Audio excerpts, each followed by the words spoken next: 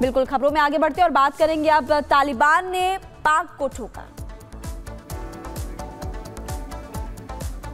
तो देखिए, हम आपको लगातार बता रहे हैं कि तालिबान ने पाक को किस कदर हड़काने का प्रयास किया, क्योंकि इससे पहले ये खबर आई थी कि पाकिस्तान ने तालिबान के जो लड़ाके हैं उन पर हमला किया था और उनको ये सीधे तौर पर बताने का प्रयास किया था कि आपको अपने कायदे में रहना होगा। पूरी खबर इस रिपोर्ट में देखिए।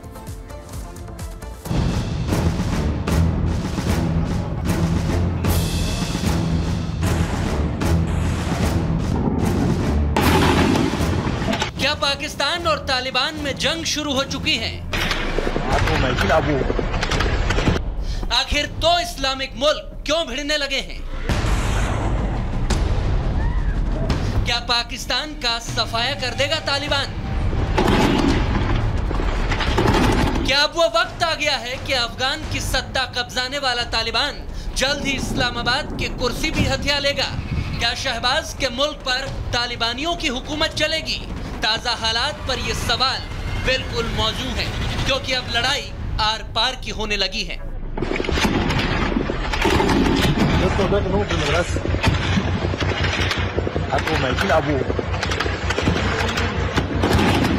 पाकिस्तानी पोस्ट पर तालिबान बारूद बरसा रहा है। हाल ही में सत्ता पाने के 3 साल पूरे होने पर तालिबान ने शक्ति प्रदर्शन किया था और अब पाकिस्तान पर उसने धावा बोल दिया है। ताजा हमलों में Shorki, Alizai circle, Kurram international border पर गोलीबारी हुई है। अफगानी मीडिया के मुताबिक बुधवार शाम को पाकिस्तान और तालिबान दोनों के बीच में बॉर्डर पर फायरिंग हो गई। खोस्त प्रांत के काल्पनिक डूरन रेखा पर यह हमले होते रहे। दोनों ओर से भारी हथियारों के इस्तेमाल की भी खबर है, जिसमें 4 पाकिस्तानी सुरक्षा कर्मियों के घायल होने की जानकारी सामने आई है। तो तालिबान को भी नुकसान होने की खबर है।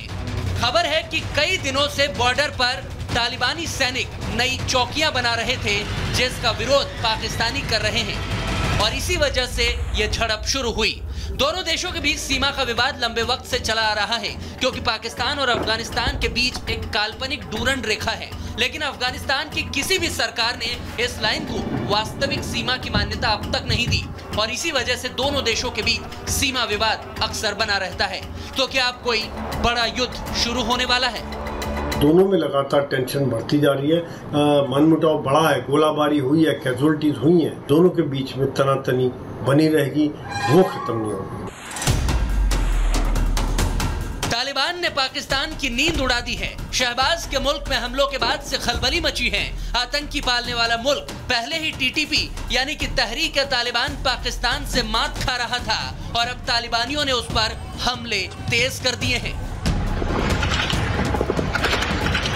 टेररिस्ट भी तो हमने प्रोड्यूस किए हैं। पहले हमने उनको पैसे देके उनके खिलाफ जंग की, अफगानिस्तान के खिलाफ जो वो हमारे बाकी रह गए, फिर हमने अफगानियों को निकालना शुरू किया। आई थिंक वो भी हमारी मिस्टेक है। टेररिस्ट जो है ना, अफगानिस्तान के साथ कई बॉर्डर अटैच है। हाँ। ये टेररिज्म सिर्फ पाकिस्तान में हो रही है, पाकिस्तान खुद कर रही है। शहबाज, ये बात सुन लो, जो सांप तुमने पाले हैं वो अब तुम्हें ही डसने लगे हैं। अब तालिबान भी तुम्हारी छाती पर हथियार रखकर तुम्हें थर्रा रहा है। Bureau report, Republic Bharat.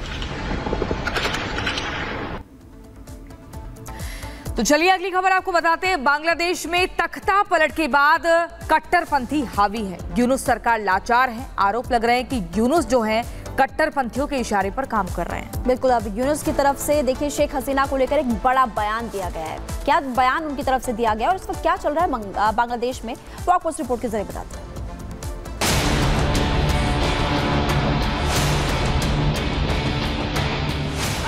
Bangladesh का अस्तित्व है तो सिर्फ भारत की वजह से। बांग्लादेश जिसके निर्माण में भारत की बड़ी भूमिका रही, बांग्लादेश जो भारत की उंगली पकड़कर आगे बढ़ा, अब वही बांग्लादेश भारत को आंखें दिखा रहा है। वही बांग्लादेश भारत को बताने की हिमाकत कर रहा है कि भारत को क्या करना चाहिए और क्या नहीं। तख्ता पलट होते ही बांग्लादेश की सरकार के सुर बदल गए हैं। अंतरिम सरकार के प्रमुख मोहम्मद यूनुस ने बयान देते हुए कहा कि शेख हसीना का भारत में रहते हुए राजनीतिक टिप्पणी करना एक अमित्रतापूर्ण इशारा है। अगर भारत शेख हसीना को तब तक रखना चाहता है जब तक बांग्लादेश उसे वापस नहीं चाहता, तो शर्त ये होगी कि शेख हसीना को चुप रहना होगा। मतलब साफ है, शेख हसीना की देश छोड़ते ही कट्टरपंथी समर्थित सरकार आते ही बांग्लादेश के हाव भाव बदल चुके हैं। मोहम्मद यूनुस अब भारत को मित्रता के पैमाने सिखा रहे हैं, उस भारत को जिसने बांग्लादेश को चलना सिखाया। इतना ही नहीं, शेख हसीना की वापसी को लेकर यूनुस ने बयान दिया, हम शेख हसीना की वापसी चाहते हैं ताकि बांग्लादेश के साथ न्याय हो सके। शेख हसीना पर मुकदमा चलना चाहिए, हसीना जब तक भारत में है तब तक चुप रहे। मोहम्मद यूनुस इंसाफ और न्याय की बात कर रहे हैं और खुद के देश में बांग्लादेशी हिंदुओं को प्रताड़ित किया जा रहा है। खुलना में ईश निंदा के आरोप में भीड़ ने एक हिंदू लड़के पर क्रूर हमला किया। भीड़ ने लड़के को पुलिस से छीन लिया, उपायुक्त कार्यालय के अंदर उस पर हमला किया। बताया जा रहा है कि गंभीर हालात में सेना के अस्पताल में इलाज जारी है।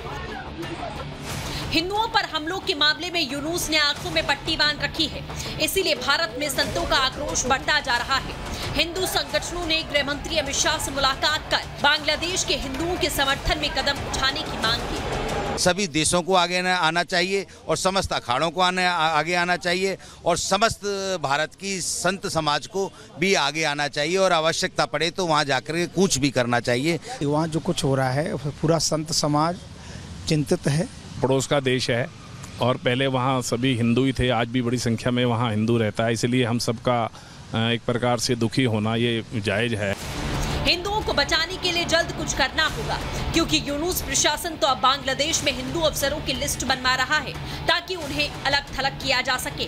क्या इससे पता चलता है कि यूनुस के चेहरे से जिहादी नकाब उतर चुका है? Bureau report, Republic Bharat. तो ये बांग्लादेश में आपने देखा कि इस वक्त क्या हालात बने हुए हैं। खबरों में आगे बढ़ते हैं और आपको 3 तस्वीरें हम दिखाएंगे जहां पर देखिए एक खबर सामने आई वुनलोवा के शहर की, जहां पर आग लग गई। इसके अलावा अमेरिका से भी खबर सामने आई, अमेरिका में भी आग की तस्वीरें देखने को मिली है। तो ये आपको दिखा रहे वुनलोवा की तस्वीरें रूस की, और इसके अलावा अमेरिका की भी 2 जगहों की तस्वीरें इस वक्त दिखा रहे हैं। बिल्कुल, और केमिकल प्लांट में आग लगी है अमेरिका के ओहियो में। कैलिफोर्निया में आप देखिए किस कदर आग का तांडव इन तस्वीरों में देखने को मिल सकता है। जंगल में आग लग गई है, कहीं प्लास्टिक फैक्ट्री में आग लगी है। दरअसल जो प्लास्टिक फैक्ट्री की तस्वीर आप पहली वाली देख रहे हैं वो रूस की वुजलोवा की है, लेकिन इस आग लगने के पीछे मुख्य तौर पर वजह क्या रही वो सामने नहीं आई है। रूस से लेके अमेरिका तक की अगर बात करें तो लपटों का तांडव दिख रहा है। अब इसमें नुकसान कितना हुआ, जनहानि कितनी हुई है, ये बड़ा सवाल है, लेकिन इन आग की लपटें, धुएं का गुबार देखकर लग रहा है कि बहुत बड़ा हादसा है। और ऐसे में कौन कौन इसकी चपेट में आया, ये बड़ी खबर है। देखिए आपको बता रहे हैं, अगर रूस की वुजलोवा की बात करें तो प्लास्टिक फैक्ट्री में भीषण आग लग गई। तुला रीजन में फैक्ट्री में रखे ऑयल टैंकर तक पहुंच गई। करीब 1500 स्क्वायर मीटर तक आग फैल चुकी है। आग बुझाने की कोशिश लगातार की जा रही है। बिल्कुल, और दूसरी तस्वीर अमेरिका के ओहियो से एक केमिकल प्लांट में भयंकर आग लग गई और प्लांट में फंसे करीब 100 लोगों को सुरक्षित निकाल लिया गया, ये गनीमत रही। उधर अक्रॉन इलाके में भी केमिकल प्लांट में आग लग गई, इसकी तस्वीरें आपको लगातार हम दिखा रहे हैं। और कड़ी मशक्कत के बाद आग पर काबू पाया गया। कैलिफोर्निया के जंगल में भी भयंकर आग लग गई है, तो ये तस्वीर आपको दिखा रहे हैं इस वक्त।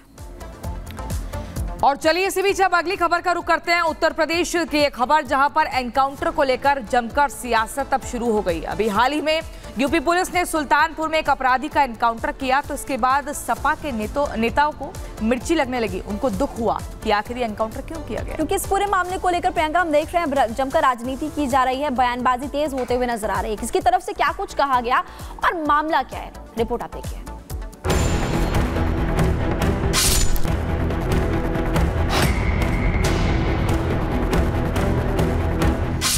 यूपी के सुल्तानपुर में दिन दहाड़े ज्वेलरी शॉप पर डकैती हो रही है। ये डकैत 5 करोड़ के गहने और कैश लेकर रफू चक्कर हो जाते हैं।